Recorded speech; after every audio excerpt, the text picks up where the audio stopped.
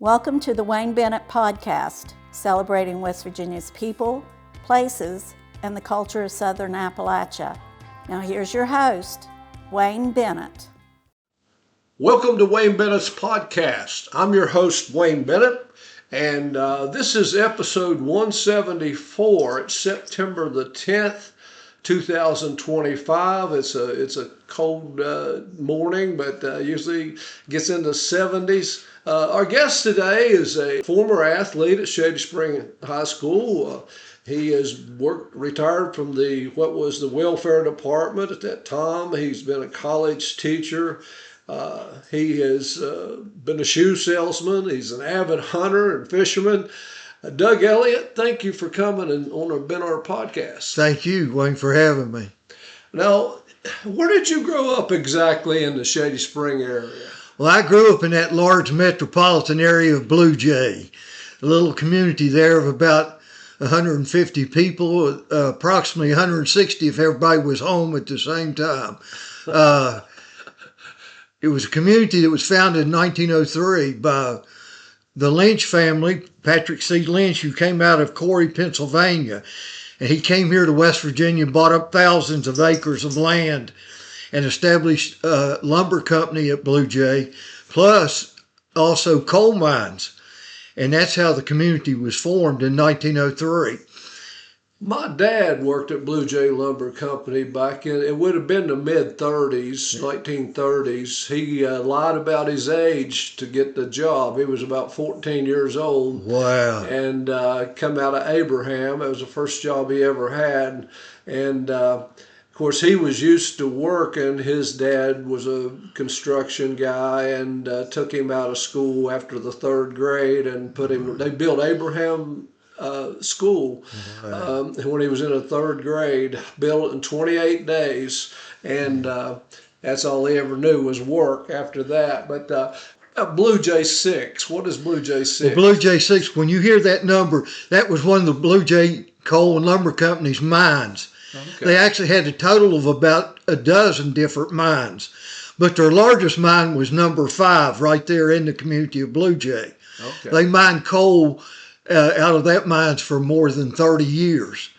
Blue Jay Coal and Lumber Company existed from 1903 till 1937. They shut down in 1937, and when they closed down, they had cut the timber all the way to Mercer County to where Camp Creek State Forest is now. Huh.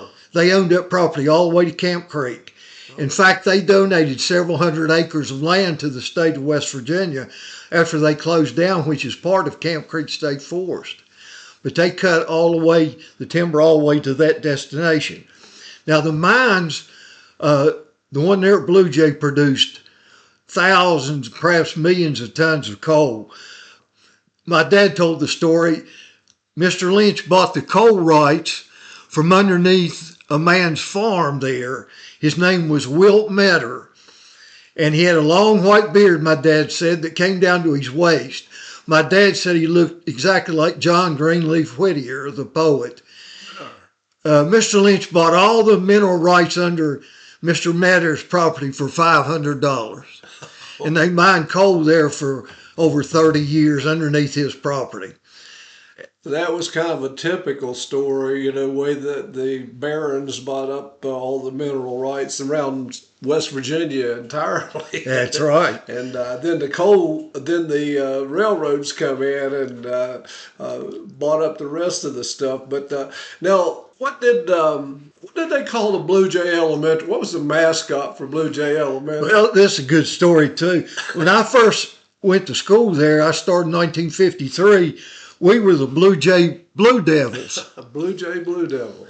But Miss Payne, who taught the first, second, and third grade, and Dolly Lynch, who taught the fourth, fifth, and sixth grade, it was a 3-room school, and Carl Oakes was the principal. He taught the 7th and 8th grade and was the teaching principal. They were both of those ladies were members of the Blue Jay Methodist Church. They were opposed to being called the Blue Devils. They were also Sunday school teachers. So when I was in about the 6th grade, we went from the Blue Jay Blue Devils to the Blue Jay Bobcats. Oh, okay. We became the Bobcats I about thought the you were time. going to say Angels. Yeah, and we had homemade uniforms until I was in the 7th grade, and the PTA had a big fundraiser. When I was in the 7th grade, they had to raise $100 to buy 10 uniforms for our team. We never had store-bought uniforms before, and they were $10 a piece. And Tom McLaughlin, who was our best athlete, who was an 8th grader that year, he got to wear his uniform one time. We in the last tournament we played in the spring in March of 1960. We played one game in the tournament, got beat. That's the only time he got to wear that uniform.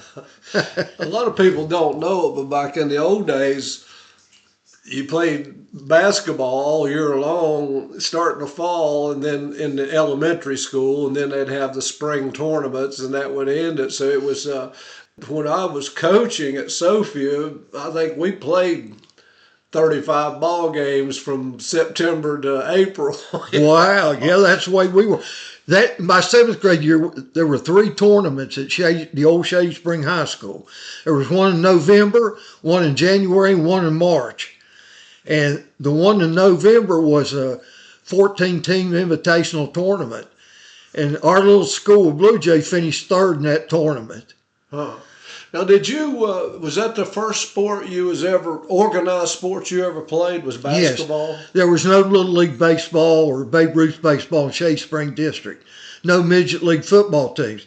Now, there were a few kids who went into Beckley to play, but my brother and I, we couldn't do it. Our dad worked long hours, and we only had one vehicle. My mother didn't drive, so we didn't get to play organized sports outside of our school. Yeah.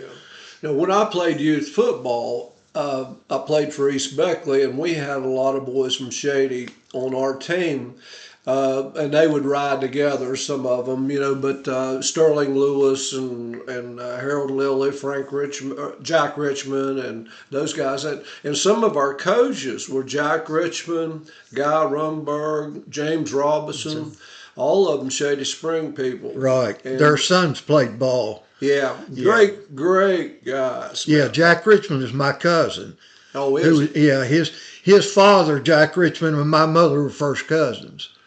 Jack was a real good ball player, and Sterling Lewis was too. And so when I played, we never lost. East Beckley always won. Right. And but then when later years after I left, when they Shady Spring got a team, Sophia got a team, and they kind of split some of those bunches up. But James Robinson, JD, and Jeff's dad, well, those guys played in Beckley Little League the same time I did too. James Robinson actually gave me a job when I was in the 12th grade. He ran the Votech Center. And he gave me a job as a part-time janitor. Is there yeah. Do you know, Wayne, he's still living? I know. He's in his late 90s, and his daughter-in-law takes care of him. And he's a fine man. I went to church with him several years and was in the Beaver Lions Club with him. He's one of my heroes, Jim Robinson is. The agricultural building at Shady Spring High School was named after him. Yeah. Yeah, even when we would have our banquet at the end of football season, we would have it at Beaver's Lions Club, even though it was called East Beckley. But now, all those years up until the last year, when I was 12 going on 13, blacks weren't allowed to play in youth football and didn't play in Little League baseball in Beckley either. But the last year that I was in youth football, and we had 4 black guys, Chubby Hughes and a couple other guys came, so they helped us a lot. But now when you were growing up, did you ever see Kenny Ward play live? I never saw him play in high school. One time I saw him play, and I don't remember much about it. It was either his junior or senior year. But later on, I had the experience of playing in the Beckley Industrial League on his team. One year, I was at Beckley College. It was either 65 and 66, I believe. He got a team. He formed an industrial team. We were sponsored by S&S Supermarket, by Sterling Lewis Sr., and we played in the old rec building. And Kenny was the head of our team. Earl Arbaugh played with us. Butch Elkins, who had played for Beckley College. Wayne Anderson would come in from WVU and play with us. We had a really good team. We won it. We won the league that year. So I got a chance to play with Kenny, and he was still in great shape then. This was, like I say, probably 1965, 66. He'd just been out of WVU about 3 or 4 years when we were playing together. Now, when he was in high school, I think he graduated in 58. Yes. 57, Beckley only beat Shady by 6 points that year, and that might have been the closest game up till recently, wasn't it? No, the 58 team lost by one. Shady lost by 1 point to Woodrow in the sectional. Oh, did they? Yeah, that was Kenny's senior year. And I remember listening to that game on the radio. And Homer Ray Richmond, who lives at Glade Springs, he was a guard on that Shady team. And Shady had the ball for the last shot, and he took the shot, and the ball spun around the rim 3 or 4 times and fell off. And McRae Pennington, who was playing for Woodrow Wilson, who married a girl from Blue Jay, Barbara Carter, got the rebound. I remember that as if it were yesterday. And dribbled out and ran the clock out. And this was at Shady's gym. That's when this was in 58, they had the best gym in the county. And there was no armory then. And so they played that sectional that year in Shady's gym, and Shady lost by 1 point. And then you mentioned Jeff Robinson. In December of 1966, I saw this game in the Raleigh County Armory. Willie Joe Chandler was the coach then at Shady. Woodrow only beat Shady 82-78 in the Armory in that game. They beat him 4 points. That was Woodrow's first game. We'd always played about 2 games before we played Woodrow. And usually Woodrow opened up with us. And in that year, Shady almost beat Woodrow, and that was in 1966, December of 66. Now of course, they used to have alumni games and stuff, up to a certain point. Sometimes the alumni game would be the first game of the season for some teams, and sometimes they would play a couple games, and then they'd play an alumni game over the Christmas holidays. Right. And in most cases, the regular team would win, but not always. It depended on. Now, Ward was a center, wasn't he, in high school? Yes. But he was only 6'4". He wasn't that tall. Really? He wasn't 6'4". He was about 6'2.5". Kenny wasn't all that tall. He was tall for his day. Yeah. We considered that being tall, but for college ball and so forth, he really wasn't that tall. Yeah. But he had long arms like Jerry West did. West wore size 37 length shirt sleeves. That's why he was so able to get shots off against bigger men. He had such long arms. And Jerry West, I met Jerry West and spent a day with him. And in his book, West on West, they listed him at 6'2.5" all the time. He was actually, in his stocking feet, was 6'4.25". Jerry West was. He was taller than they listed him. But he had really long arms. Well, I remember seeing Kenny Ward on TV his senior year, and he averaged about 12 points a game his senior year. First couple years he got in, but he only averaged 2 or 3 points a game in those years. But they had pretty good teams during. That's when West had come up, he was a sophomore when West was a senior. Yeah. They couldn't play varsity as freshmen. Yeah. He was rather unique. He played with both West and Rod Thorne. Rod Thorne was behind him. And when Kenny was a senior, 61, 62 at WVU, he was one of the co-captains. And Rod Thorne was on that team. Well, some people say that Ward was the best player that came out of Shady. Some people say that Bruce Martin, several people. I've watched Bruce Martin play several times in junior high and high school, and he was an extremely good athlete. Right.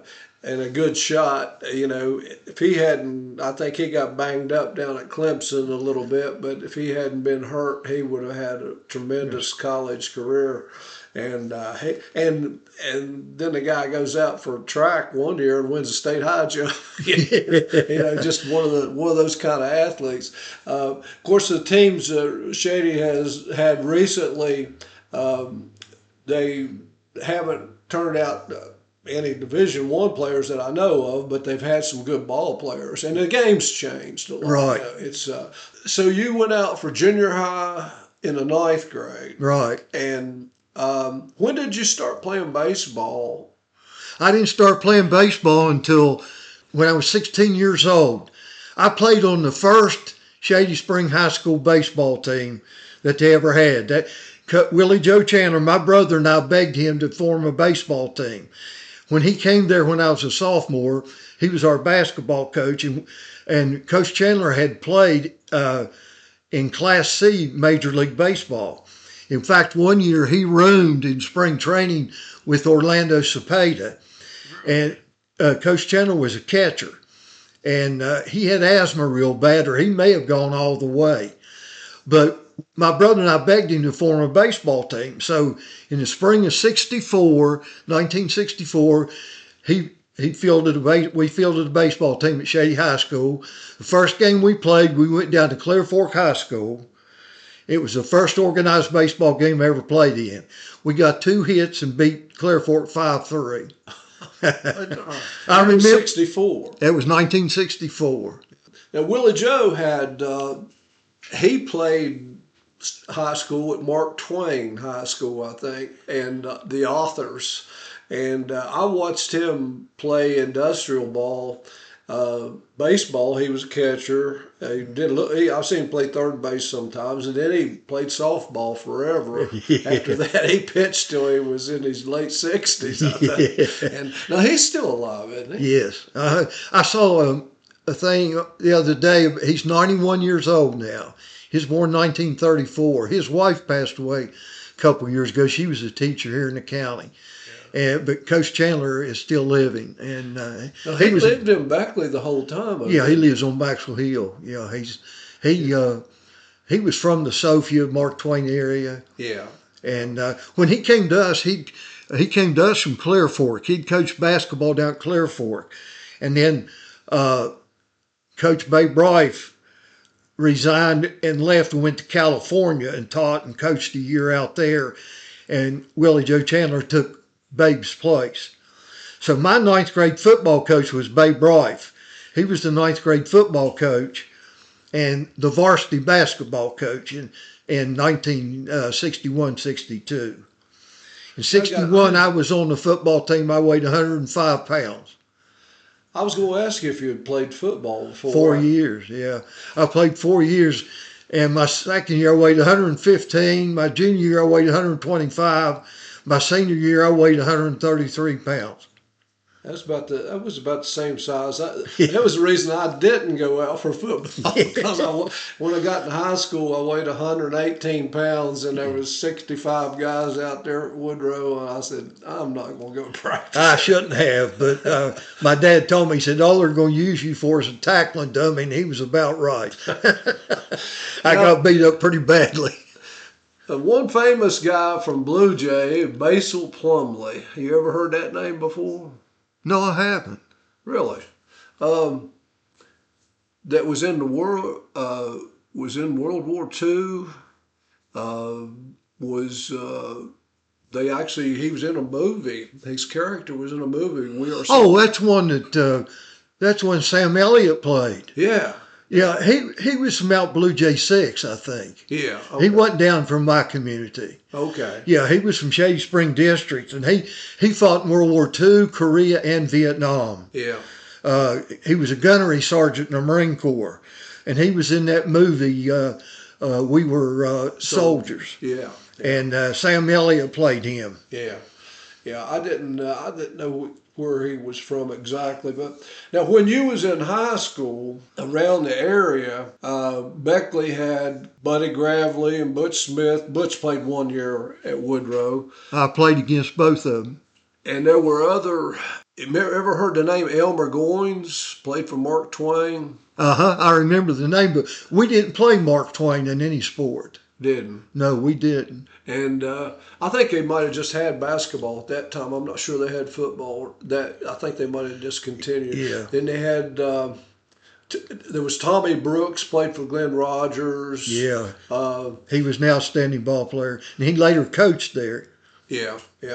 Now there was the Raleigh County League at that time. There was about 8 teams in the Raleigh County League. That was a competitive. Yeah, our senior year in football, we only won 3 games. We won all 3 of them in the county. We beat Sophia, Trap Hill, and Marsh Fork, and tied Stoco 0-0. And we were co-Raleigh County football champions with Stoco. They had the same record we did. That's only 3 games we won that year. We were 3-6-1 my senior year. In fact, who's the football coach? Al Harper. Al Harper. Yeah, he just passed away a few years ago. Yeah. Al had, how long did he coach at Shady?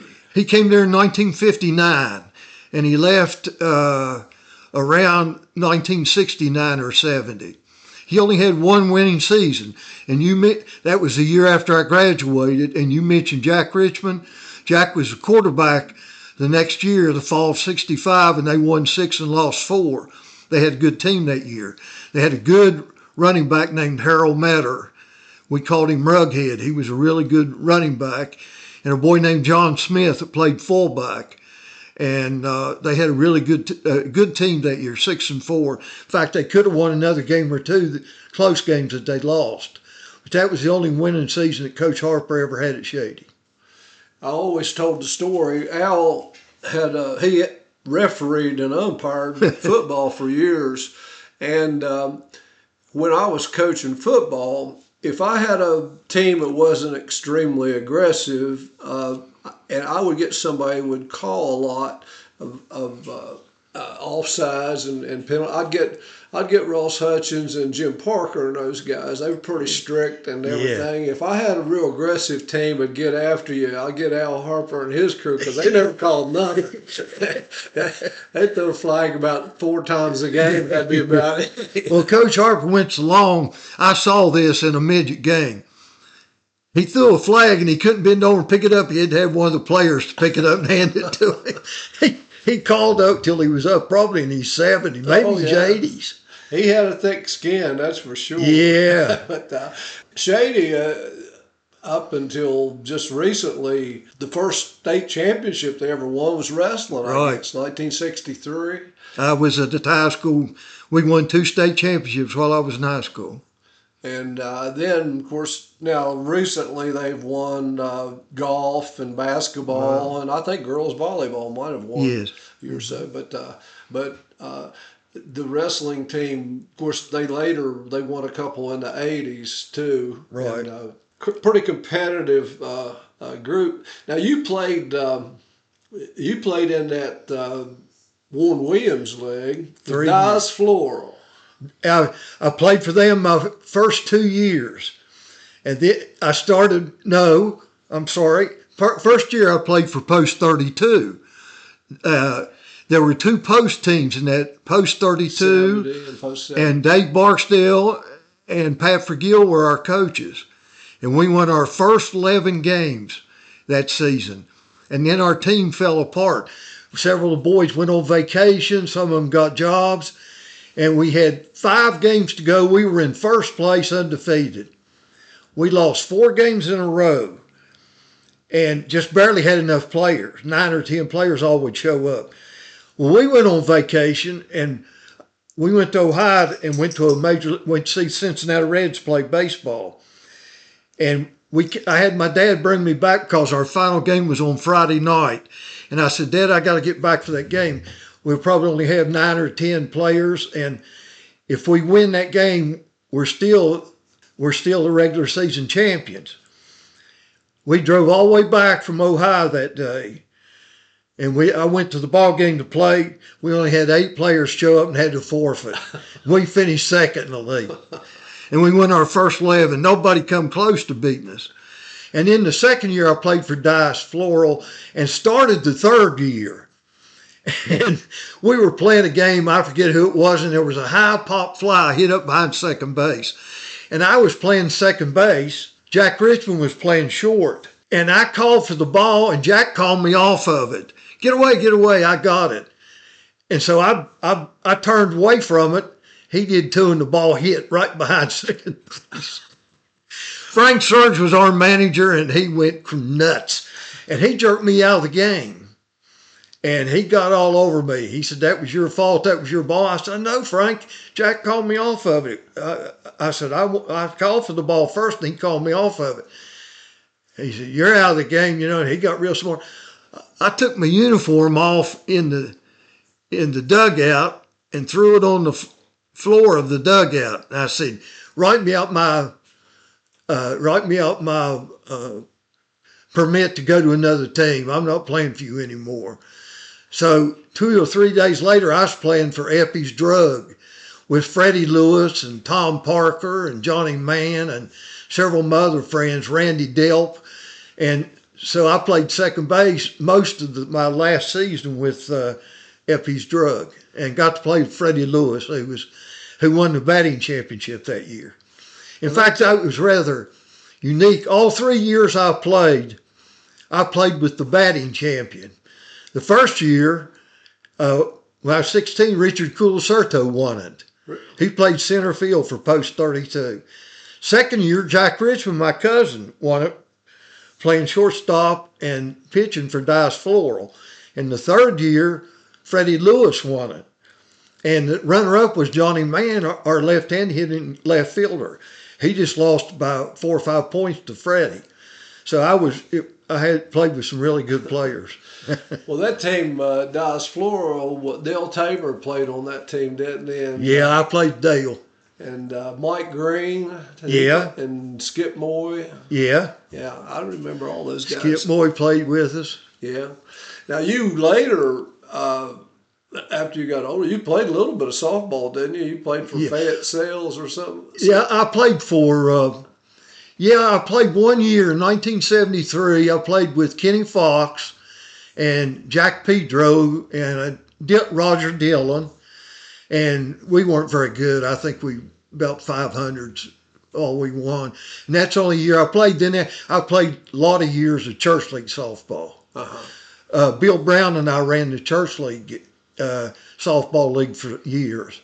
And we had some good teams in that. Maxwell Hill, Shady Spring, Memorial Baptist, several good teams, teams from Crab Orchard, and we had some good players in that league. When I got into softball, I ended up being a regional commissioner for several years, and that's when softball was huge. Yeah. And I mean, we had 36 open teams. We had 16 church teams. We had industrial league on Sunday. We had women's. I mean, it was big time. And Coal River had teams. Bluefield had leagues. I mean, it was something. Now they dwindled down to almost nothing. I mean, they play a little bit, but it's not well organized like it used to be. But now you, when you graduated from high school, what did you do then? You went to college? Yeah, I have a brother who's a year and 14 days younger than I am. And he started the school year after I did. We both started the school when we were 5 years old. He got double promoted. And we went from the 4th grade through college together. And he graduated from high school at 16 and college at 20. After we graduated from high school, there were both of us, and we had to work. Our dad didn't have the money to send both of us to college. He helped us as much as he could. So we both had to work. So we went to Beckley College and stayed at home our first 2 years. Then we transferred to Bluefield State College. And I worked for H&M Shoe Store in Beckley. And the reason we went to Bluefield State is because the owner we had a store in Bluefield, and he allowed me to transfer to Bluefield and work in the Bluefield store. And then my brother got a job at Bluefield Sanitarium working for the 4 to 12 shift as an orderly. And we went to Bluefield State our junior and senior years and graduated on time. Both of us got degrees in education. My brother got a degree in elementary education. I got a degree in secondary education. Did he teach? Yeah. Did he? Yeah, he taught 2 years at Cranberry Prosperity. He started teaching when he was 20 years old. And then he quit and went to work for Pittston Coal Corporation and worked for them 14 and a half years and got laid off in January of 1985. And then he went back to teaching here in Raleigh County, and he ended up teaching a total of about 27 years. Most of it was at Trap Hill Middle School. And he was also an athletic trainer. He got his master's degree in athletic training. He was trainer for me 1 year at Park. Best, great trainer. I mean, Yeah. Actually, he was too good. Is that right? Thank you, Wayne. He was one of the best. And that particular year, all the years I'd coached, we had so many injuries. I mean, it was just one of those years. I mean, we just got beat up, and he had his work cut out for him. And I, as a coach, of course, I'm trying to keep the kids from going to the doctor because it's automatically 2 weeks, at least if they're not even hurt, they got to sit. But he really had his hands full. And at the end of the year, I mean, we still had a decent season, but if we hadn't been beat up like we had, we were really a good team. But at the end of the year, he came and told me, he said, "I don't know how you stayed so positive." I said, "What are you going to do? You got to take it." But I had one kid, he played tight end the first game, right guard the second game, and fullback the third game.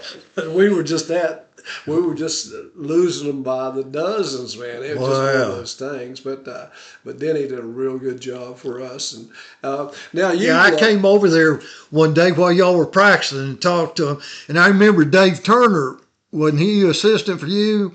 Dave. And he and I played church league basketball together at Memorial Baptist, and his nickname was Worm. And I called him Worm in front of you all over there. And he said, and Dave got really, I've been trying to get rid of that nickname for years. And my brother really thought that was funny that Dave's nickname was Worm.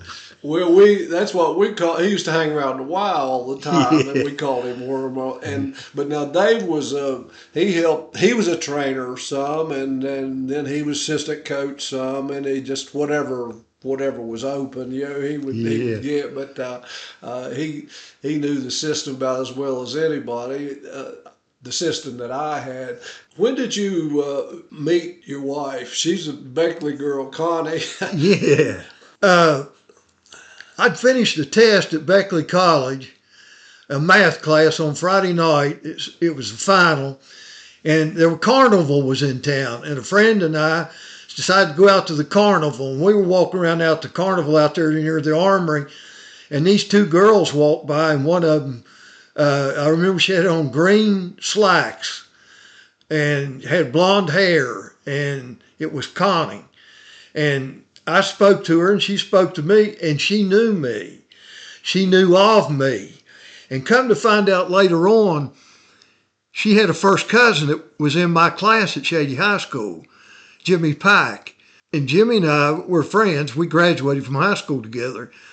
Well, I didn't know it, but Connie had cut out articles of me, sports articles and stuff, when I was in high school. And she had these articles and so forth from before she ever met me.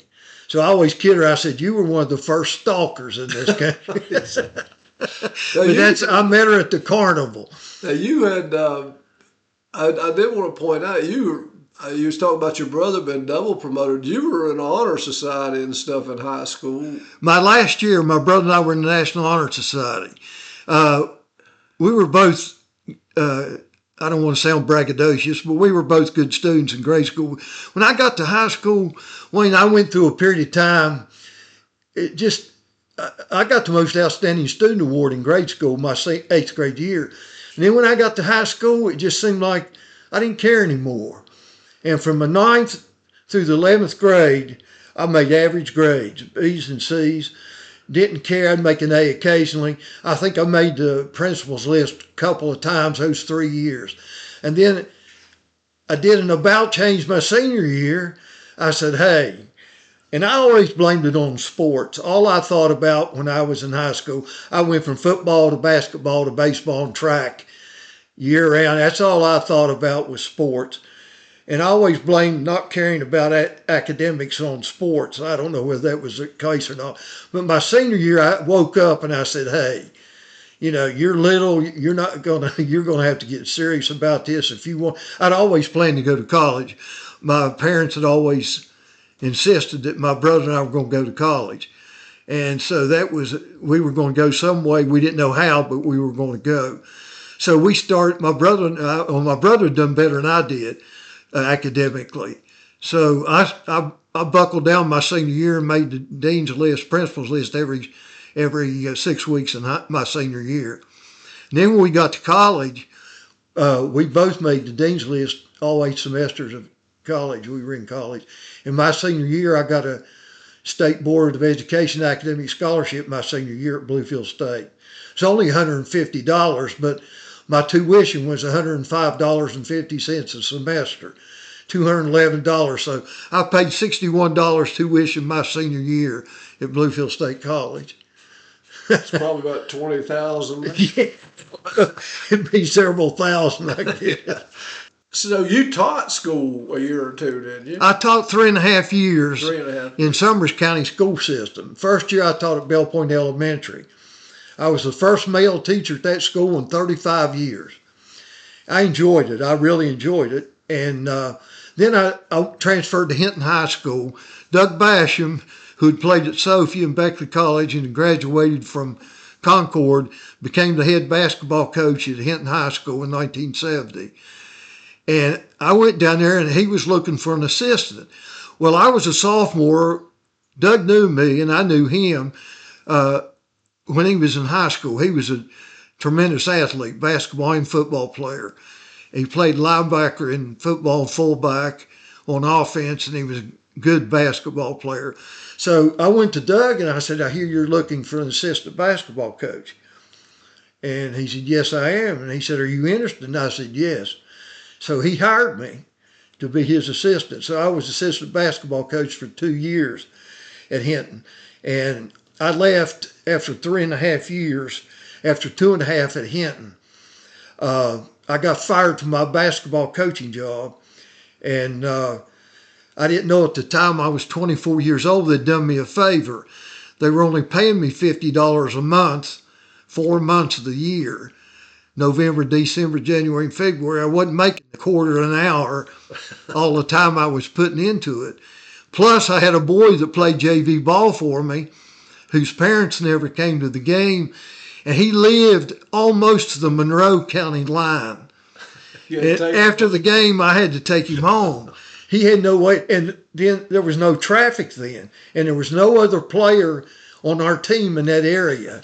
So Connie and Mike had been born, our son. I'd load him up in my 1970 Chevrolet Ford Maverick, and off we'd go to almost to the Monroe County line where he lived after every ball game. So with gas usage and the time I put into it, I was losing money. But anyway, I quit teaching in the public schools and went to work for the Department of Health and Human Resources. Spent 30 years there. Funny thing about the coaching, I had a kid that I used to take home to Crab Orchard all the time, and he lived at the end of Cedar Road. Once you got to Crab Orchard, he's like 5 miles off the road, and I'd take him during wrestling season, and it'd be a foot of snow sometimes, and all I have is an old AMC Spirit car, and two-wheel drive, and pull in there, and his 4-wheel drive truck be sitting in the driveway, and his dad never came out and watched the match or anything. And so his 9th grade year, And the kid was average. He was a good kid, but he was average. But his ninth grade year, he started out, he was 5-0, and we had a home match. And so, but I knew the 5-0 record was a little deceiving because we really hadn't wrestled anybody. And so that night, his dad comes in, and the kid gets beat. It's the first match that the guy has seen in 3 years, probably only the second match he ever seen in his life. And he walks over to me and he said, "You ain't handling your kids right, as a coach." And it pissed me off. I said, "You come to one match in 3 years and you're already the critique." And I just lit into him. Well, he never came back. It's just one of them things. Well, a great coach in Hinton, Bill Garton, told me one time, first year Doug and I coached, we only won 7 games, lost 14. Next year we turned it around, flipped it around, won the sectional, and got beat by North Fork in the regional. But he came to me, I was down one day, and he and I had the same planning period, and he could tell I was down after we'd lost the ball game pretty badly. And some people, would criticize us and so forth. Well, coach. He come to me and he made a statement to me I never forgot. He said, "Doug, always remember, if you win, it's because you've got good players. If you lose, it's because of poor coaching." and I never forgotten that. And I coached later on Little League Baseball, Babe Ruth Baseball, Major League Football. I've even coached 14, 15-year-olds through the Y and so forth. And in fact, we were state runner-ups one year in basketball. And I had David Kidd on the team, but I've never forgotten that statement, and that's the way it is. A coach can't, you can't win. And Darren Royal said one time, he said, his coach at Texas won how many national championships, 2 or 3. He said, everybody goes to the University of Texas, majors in football coaching. Everybody knows more than the coach does. Well, when I was coaching football, my wife, Diane, she'd come and she'd sit in the stands. And of course, people, if it wasn't going exactly the way it's supposed to go, they'd be hollering at me and they didn't know who she was. And then we get in the car that night. She, "Didn't you hear them people hollering?" I said, "I don't hear nothing the fans saying." I said, "When the game's over, you don't have to compliment me. You don't have to criticize me. I know when I did a good job and I know when I did a bad job." Sometimes it's just the way it is. But that's right. But I didn't have the rabbit ears. I didn't hear that, even though it'd be right close to the fans sometimes. But you was a history teacher in college. How'd that work? How'd you get that job? Tom Knuckles was a vice president down there, and they had a lady that was teaching history of Western civilization and American history. She taught 2 nights a week. She resigned at the end in midterm at spring break. And I'd put in my application. I'd finished my master's degree from Western University and had taken some additional hours. And I'd put in my application down there after I'd gone to work for the Department of Health and Human Resources to teach part-time.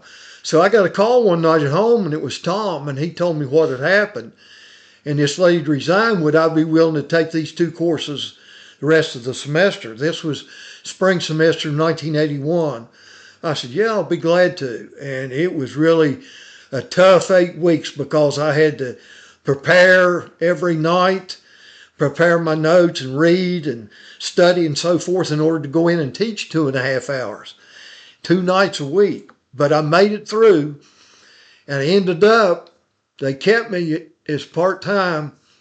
I did that for 31 and a half years as a part-time instructor. I taught under all 3 names.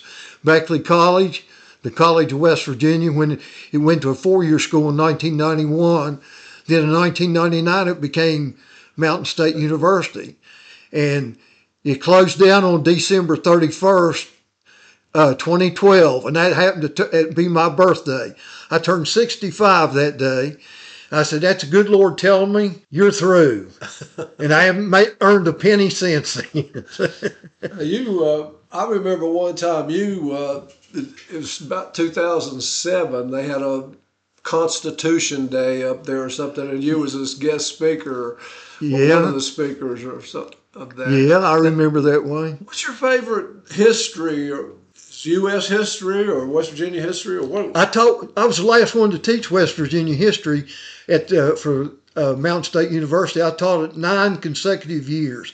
I was the only one that taught it, and I had it from Joe Cook, who was really good. Yeah. Joe taught there, for about 30 years and was basketball coach, and excellent teacher.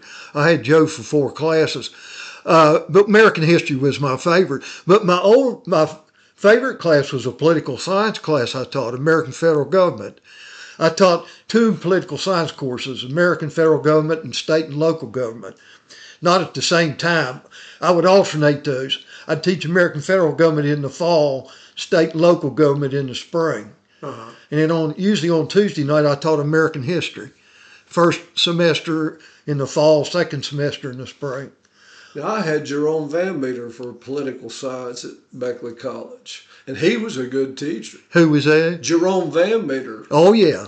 I had him I had Coach Van Meter for Introduction to Political Science. He had just retired from the public school system. And Vietnam War was going on, and Beckley College was full of kids from New Jersey, New York. They'd come down here, and everybody said they'd come down here and avoid the draft, which was probably true. We were sitting in class one day, and he was teaching, and there were 2 boys. They were both from out of state. Started talking, and he went, "You 2 young men back there, be quiet." He said, "You're interrupting me. I can't concentrate when you're talking." So I'm taking notes, I'm sitting back 15 feet from him in another row. So he starts teaching again, and he hadn't taught 2 minutes. Ka-wham! He threw that textbook down on the desk, and here he come down that aisle 100 miles an hour. And he come to those 2 boys. He said, "You 2 SOBs. He said, I told you to shut up, and if you don't shut up, I'll throw you out of this classroom." Literally. It scared me to death. He scared me to death. I wasn't guilty of anything. But those 2 boys shut up too. They knew he meant business. I mean, the old Gray Eagle was hot. Well, when I had him, and I've told this story before, he had a gym bag, had books and stuff, and he'd come in and put it on the desk, and then he would stand outside the room, and everybody would come in, and we all were. He was my principal in high school, and junior high, and everybody in there was about halfway afraid of him anyway. Well, I was campaigning for Howie Wells. He was he was a Democrat running for Congress against James Key. Yeah, and I had a big old Howie Wells badge. Well, Van Meter was a staunch Republican, man, and I went there. I stuck that badge on his gym bag, and he walks in, and everybody's sitting there. He said, who put this on my gym bag?" Nobody said anything. I said, "Oh, I done messed up bad." And he put this on my gym bag, and I said, I said, "I was just goofing around." I said, "I'm campaigning for him." And he said, "Well, I'll tell you what, if I was a Democrat, I'd vote for him." But I didn't know what I thought. Man, he's gonna throw me out of the school. Yeah, back when I started in '65, several of the people who were teaching there at college they were forced to retire from the Raleigh County school system. I had Western Civilization from Dewey Bone, who had been in the Raleigh County school system 40 years. Yeah, Virgil Surratt had a position at the college at the time, and John Saunders. And when I came to teach, Tom Knuckles was vice president to John Saunders. Well, John Saunders had been superintendent of schools for years here in Raleigh County and had been formerly principal of Shady High School. Yeah. Now, fortunately, I wasn't there when he was at Shady High School, but he was a great principal. But he did a great job at Beckley College too. He was a good educator. That's for sure. And I'll tell you one thing: he was all business. Yeah. Now you You also sold shoes for, you was Al Bundy. How long did you sell shoes? Pardon me? How long did you sell shoes? 19 and a half years. Really? I started in September of 1966. I was working at G.C. Murphy's in the stock room. I started working there in April my senior year. My aunt was the stockroom manager. She worked there for 44 years, only job she ever had. And she, by the way, her name was Louise Houch, and she never married. She's a heck of an athlete. They played softball at the old Dust Bowl. She was on radio twice. She pitched 2 no-hitters back in the 1940s, fast-pitch women's softball. And she was a catcher. She hit home runs out of that field, out in the road. And that's how strong she was. She'd throw those boxers around in Murphy's, those 60, 70, 75-pound boxers around like a man. She was stronger than I was. But anyway, Mr. Lewis, who was the manager of H&E, come up to the stockroom one day and said, I need somebody to come and work for me. Would you be interested? And I said, well, what do you want me to do, Mr. Lewis? See, I'd played football with his son, Carrington Jr., at Shady. Carrington Jr. was a senior when I was a sophomore, was one of our co-captains. Later went to Marshall, was a tragic thing, and developed Hodgkin's disease his sophomore year and passed away at 19 years of age. A fine young man. But anyway, Mr. Lewis said, if you'll come down and work for me, I'll pay you $200 a month, and I'll pay you 5% commission on all you sell over $300 a week. I said, I'm in. Because that was the $200 was more than I was making at Murphy's. When I first started at Murphy's, if I worked 40 hours a week, I drew $32 and change. I made 96 cents an hour when I started working there in April of 1965. So I said, I'm in. So that led to a 19 and a half year career of selling shoes. And when I went over to Bluefield in 1968, from January 2nd of 68 through December 31st, we had 9 stores. I forget how many salesmen we had in those 9 stores. I was the 5th leading salesman in that store, in the whole chain. I sold over $63,000 worth of shoes in 1968 and earned 36 semester hours of college credit at the same time. Now, was the store in Beckley where the old Lyric Theater was? Yeah, down below it, and then we moved up the street. That was in 1967. In fact, 2 days before I got married when we opened up the new store. You remember where the building was on the corner of Neville Street there where the roof fell in a few years ago? That was the new H&M shoe store. The old one was down the street about 4 or 5 doors down the street. That's where I started work, was in the old store. Yeah. In September 1966.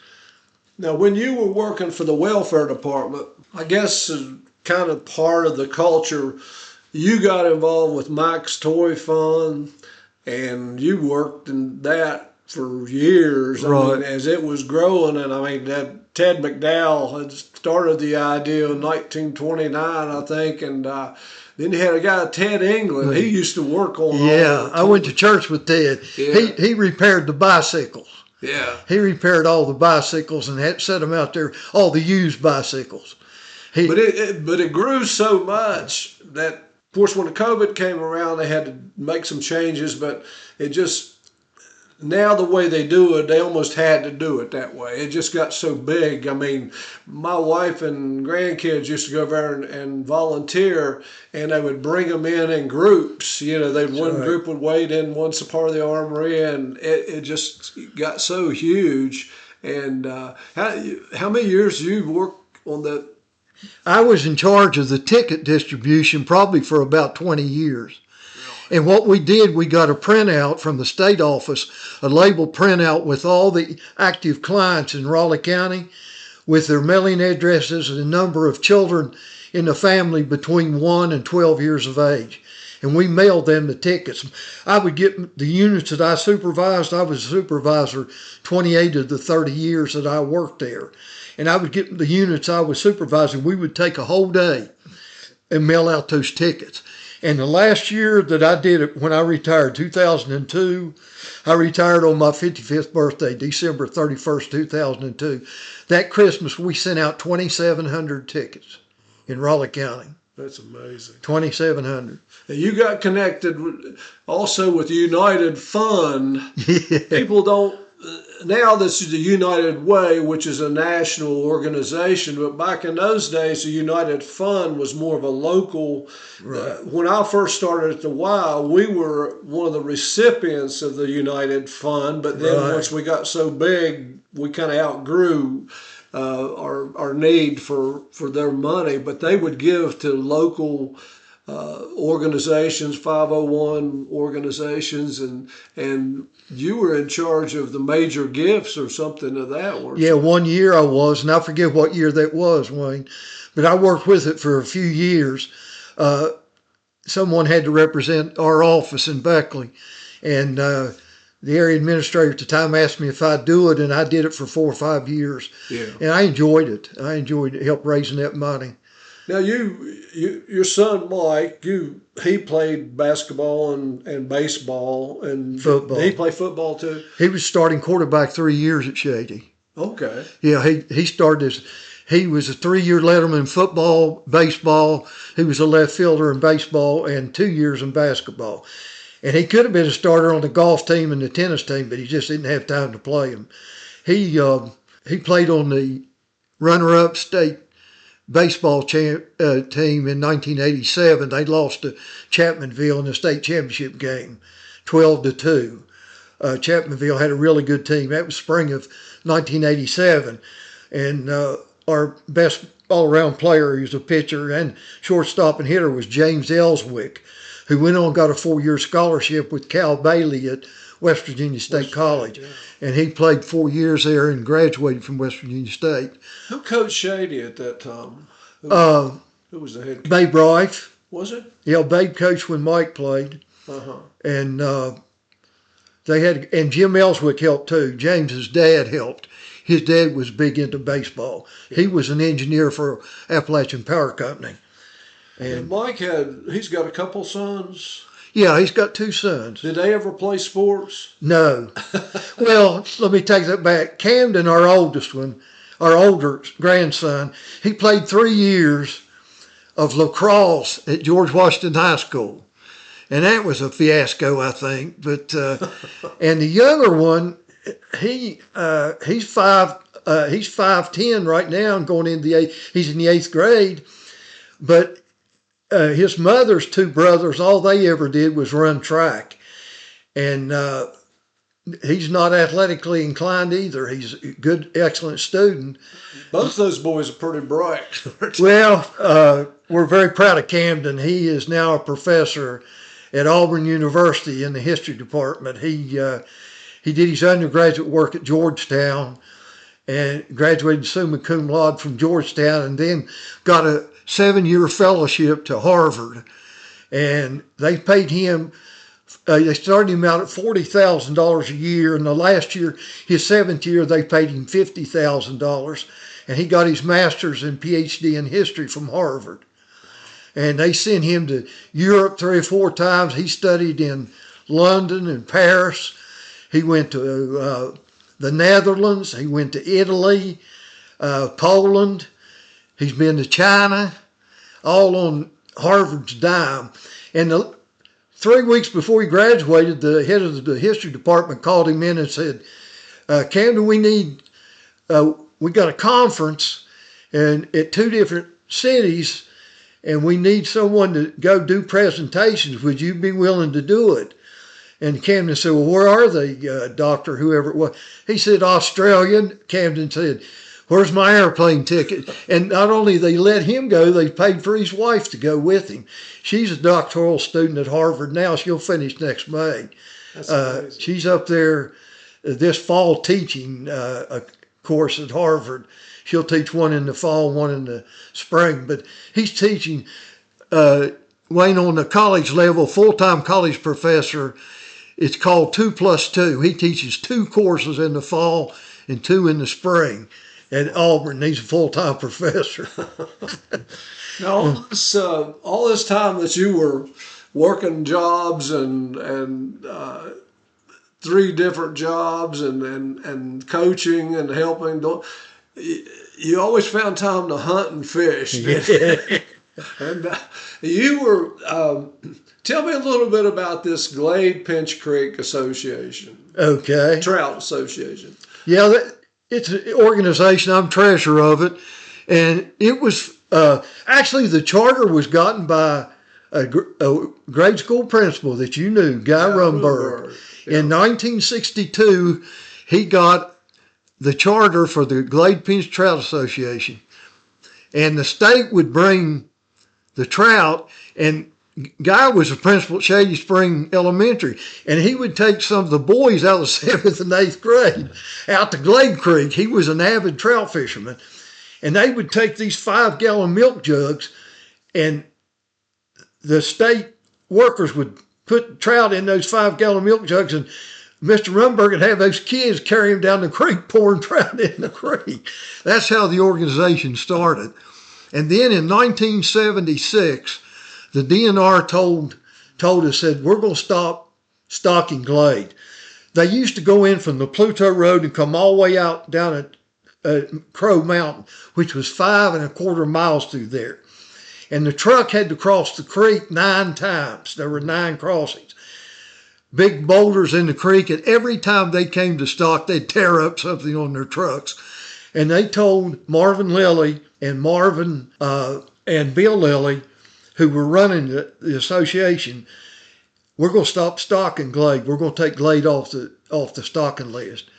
So Bill and Marvin came up with the idea, and they went to DNR. They said, if we buy a truck and put tanks on it and use volunteers to stock Glade Creek, will you all still provide us with the trout? And they said, yes, we'll do that. We'll do it on a trial basis, see how it works. That was 1977. We've been doing it ever since. So they come, bring it on the truck, put it on your truck. But we got 2 trucks now. Yeah. See, we go a mile down into the national park, and they wanted us to use a smaller truck so it wouldn't do ecological damage to the trails down through there. So we go down a mile into the national park now, and we have a smaller pickup truck, and we take half the trout down the creek and half up the creek. Now you guys have promotional things. I mean, we give away prizes and stuff like that. Right. You have dinners and Right. promoting trout fishing. This sounds like a stupid question, but when you stock the trout, let's say you don't catch one, will they live? They'll live if the water is cold enough and there's enough oxygen in it. Trout are cold water fish. There are some places in Glade that are shaded enough and deep enough, a few trout will survive. But one of the guys from DNR told us years ago that once the water temperature, if it gets above 78 degrees, it's 100% kill on trout. Trout cannot take warm water. Yeah. The species of trout that can take the warmest water is the brown trout. But mostly we get rainbows. And rainbows have to have colder water with lots of oxygen in it. Yeah. But the stocking by the West Virginia system is put and take. They want the fish caught. Yeah. And you can go down Glade now and go down towards the river and catch a few trout.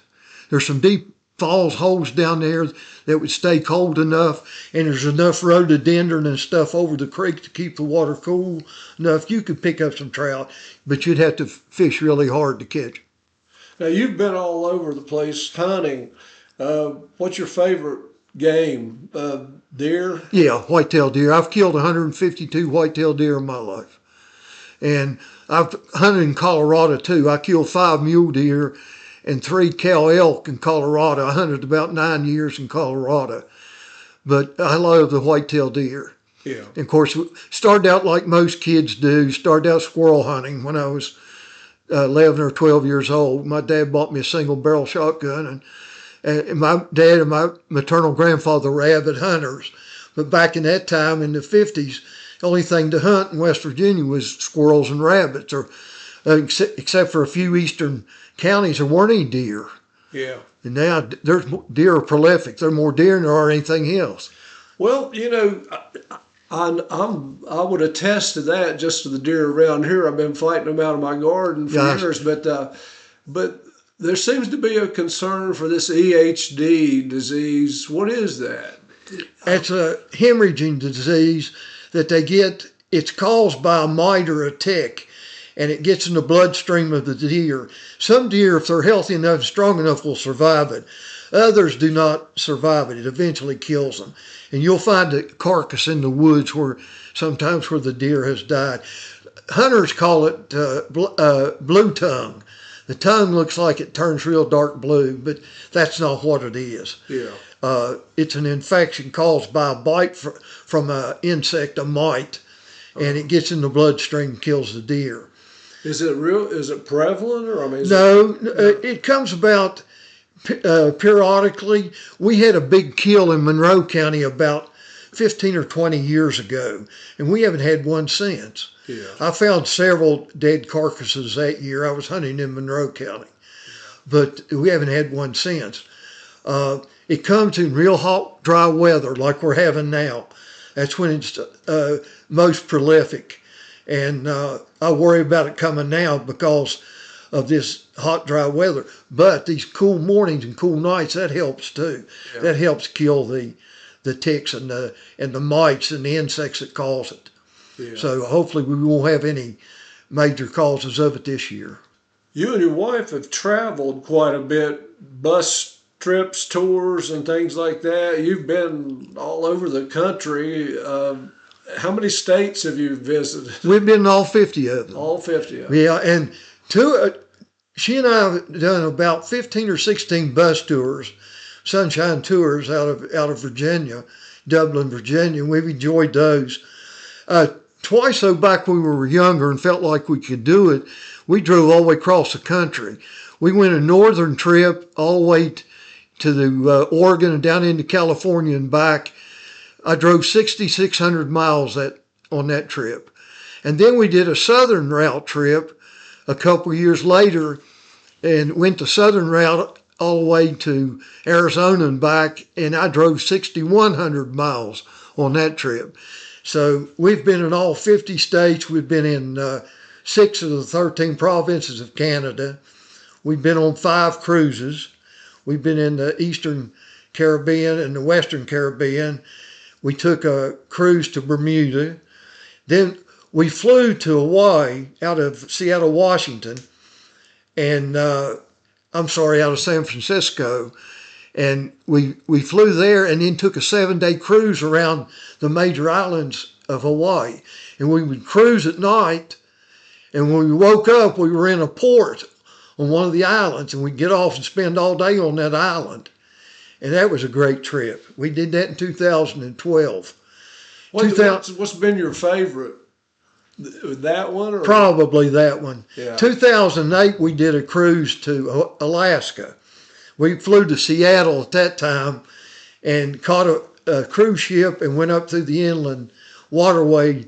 And, of course, you don't see much of Alaska. You just see the southeastern portion of Alaska. Ketchikan, Juneau, and one other town's all you see in that. But that was a good trip. You get to see the big glaciers and the glaciers falling into the water. And we took a train ride back into the country, into the old gold mining country, went 23 miles each direction. That was a fun trip. We went into a saloon in Juneau, the capital, and it's called the Red Dog Saloon. Well, my buddy Fast Eddie Lilly, who's now deceased, who had a whitewater rafting company, he was there one time, and he come back and built his saloon at his whitewater rafting company at Fayetteville. He called it the Red Dog Saloon. I've been in there. Yeah. All right, the one in Alaska, it's much larger than Eddie's, even though Eddie's was large. And on the back wall, they have a lot of things. One, they have a 6-shooter revolver encased in glass, and beside of it, a printed information. This gun was checked on August, I forget what day, 1900, by Wyatt Earp. He was on his way to Nome, Alaska, and never reclaimed it. and it was one of Wyatt Earp's 6-shooters. And it didn't have a trigger guard on it. I guess he had that trigger guard off of him so he could get to that trigger faster. Oh. But it was one of his 45 revolvers. I enjoyed that. And they had sawdust all on the floor, and they had a guy picking and grinning over in the corner, and it was really interesting. But sounds like you've lived a pretty eclectic life. What's on your bucket list? What's something you haven't done you'd like to do before you leave this earth? Wayne, I hadn't pretty much accomplished about everything. I would love to have toured like Danny Ford did. He used to take kids on trips to Europe and Asia. My 2 elementary teachers were world travelers, Ruth Payne and Dolly Lynch. Ruth Payne was in 170 countries in her life. She never married. She told me she took her first trip in 1958. She was gone for 2.5 months and cost $1,500. But she was all over the world, and she collected plates. And when she died, she had walls in her home. There were all these plates from different countries and different cities all over the world. And she made slides. In fact, when I was teaching at the college, on a couple occasions, I would bring her up when I was teaching on China and let her show her slides on China. They were really good. Yeah. And Mrs. Lynch traveled extensively too, but not as much as Ruth Payne did. Miss Lynch was married, and she never had any children. Miss Payne never married, never had any children. She raised 2 of her nieces, 2 excellent women, 2 excellent teachers. And this was rather ironic. Both of those ladies taught my dad. And my dad was born December 1st, 1918. Miss Payne's first teaching assignment was at Blue Jay, and my dad was in her 1st grade the first year she taught. And then he later we all went to church together. And she was a fine lady, and there at the old store building where we hung out, she'd come up on the store porch, and there's a bunch of us boys, she'd always say, howdy, howdy, howdy, fine children. She always called us fine children, but they were two wonderful people.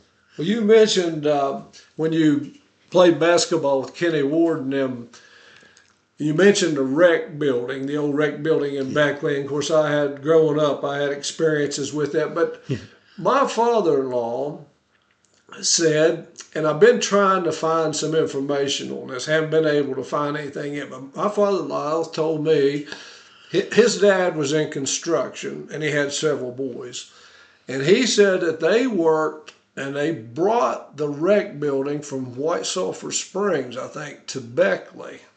And it was a building in White Sulphur Springs and moved it it would have been in the 40s. Wow. And they had other people that working with them, crews, and always heard that court was 10 feet longer than any other basketball court in West Virginia. I don't know whether you ever heard that or not. It was, at least that. But all the information I've looked up, I saw where it was renovated in 51, 52. The city owned it and gave it to the board, and then the board wanted to give it back to the city at one time.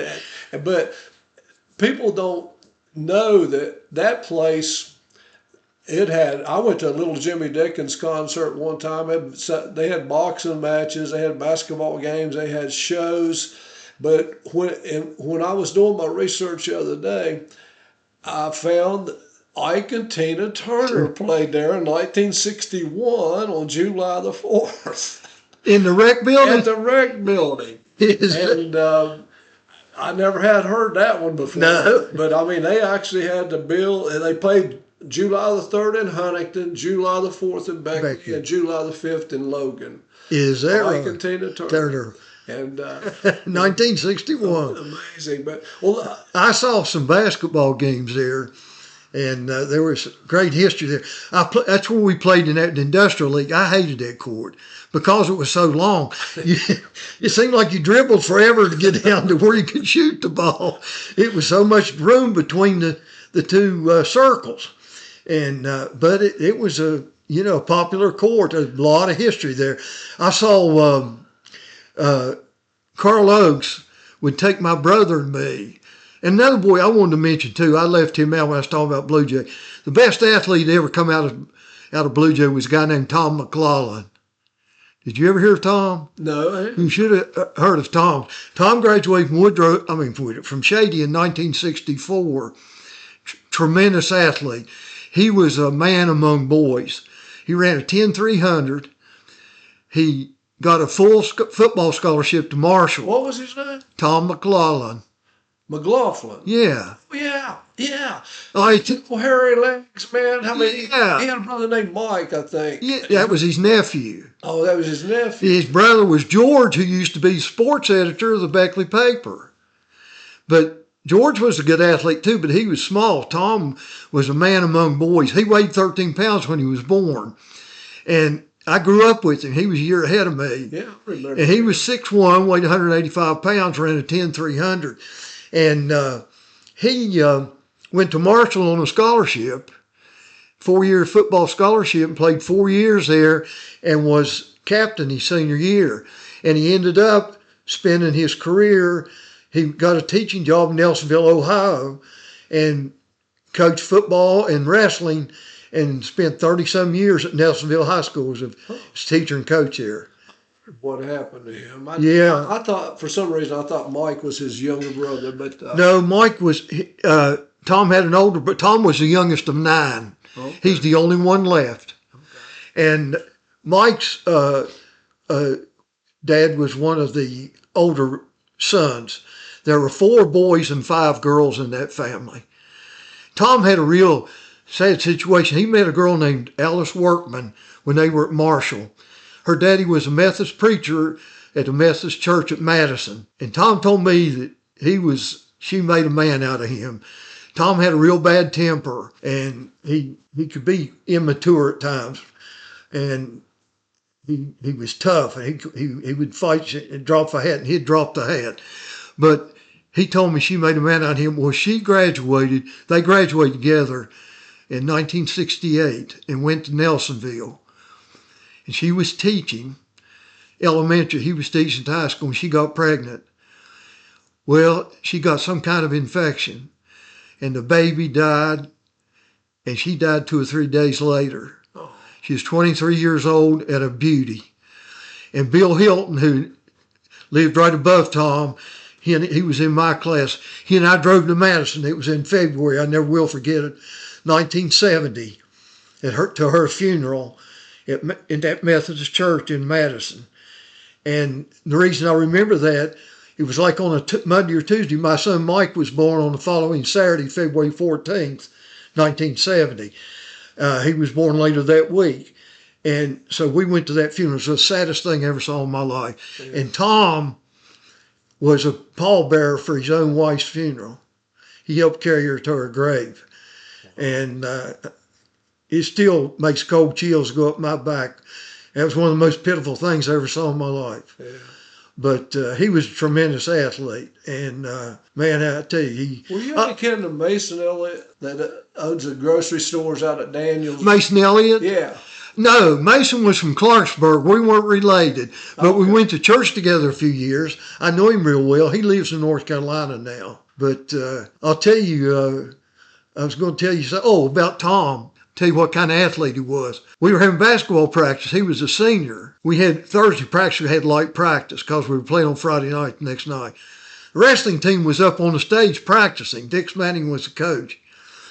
You remember O'Neal Cochran? Oh, yeah. He was state runner-up 2 years, right? Yeah. Well, Tom, we went walking up through there, getting ready to go down the shower, and Tom was kind of mouthy, and O'Neal played, I'll tell you this story in a minute. Tom mouthed on up there at Cochran. Hey, Cochran, made some kind of curt remarks.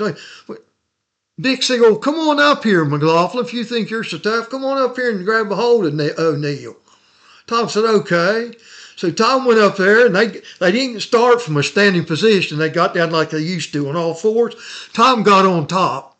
He said, "Manny said, Golfin, you get on top." Tom said, "Okay." Manning blew the whistle. They wrestled around there. Less than 2 minutes, Tom had O'Neal Cochran on his back pinned. Dick Smitty thought it was a fluke. He said, all right, McLaughlin, you get on the bottom. Tom come out of there, reversed him, got him back down on his back, in less than 2 minutes, pinned him again. And he was state runner-up. O'Neal had He's been. in the Raleigh County Wrestling Hall of Fame. Tom pinned him twice there within 4 minutes. And Babe Rife told me if Babe hadn't left, he told me he was going to let Tom wrestle. He was going to let him do both, but Willie Joe wouldn't let Tom. He said, no, you can't wrestle and play basketball. You got to play one or the other. But Tom would have been a state champion wrestler. And that's the kind of athlete he was. I saw in a paper one time, I guess it was about 1987, something like that. They used to have these pats on the back, and this woman had written a pat on the back to Doug Elliott, and his wife Connie and son Mike had helped her with the yard and mowing the grass. Mary Cantrell. That's right. Was her name, and I'd forgotten that. I used to get on there and look just to see who was in there, but and then of course in 2004 you got a squeeze of the water bottle from Wayne Bennett's pocket. Yeah, I remember that, and I appreciated that. But, well, listen, Doug, we're gonna have to wrap it up, man. You're welcome to come back anytime you want to. Well, thank you, Wayne. We've got a lot more stories that we can tell, and we just touched on a little bit. And but I do appreciate you coming and talking. Oh, you're welcome. I enjoyed it. I had a good time. Thank you. I consider you a good friend, Wayne. And appreciate you, and you've been a good friend to me for years, and I appreciate it. Well, thank you. A lot of those stories you told I'd never heard before, but I knew some of the people, and that's what we want to get some of these. And anybody else out there that would like to be on our podcast, you can contact me at awbennett50@gmail.com, and we'll get you on here. And remember, until next time, if you're not dead yet, you're not done yet. And this is Wayne Bennett and saying God bless you.